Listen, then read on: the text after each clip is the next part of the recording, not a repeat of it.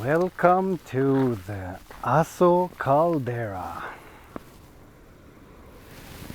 This spectacular view that you see right in front of you is what is known as Aso caldera. It's a huge volcanic crater, and the big mountains in the middle is the Aso volcano, the largest active volcano in all of Japan. And right inside the caldera is Aso city.